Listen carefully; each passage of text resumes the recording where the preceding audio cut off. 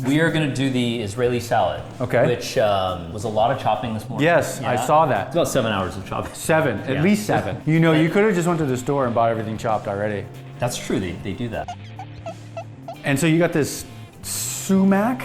It just calls for Taste it. Careful, you actually should not put it into a hand without a glove.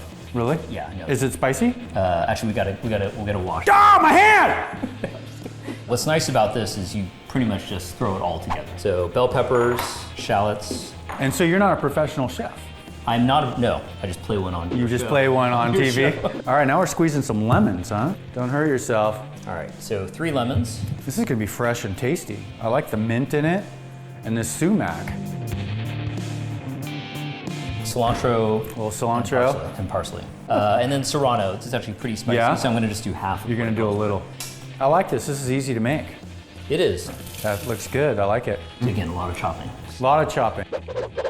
Hey, thanks for watching. You like our videos? Well, then do me a favor and subscribe, because then we can update you on what's going on. You'll also know when we're giving away really cool stuff, which happens all the time. So make sure you subscribe and we'll be in touch.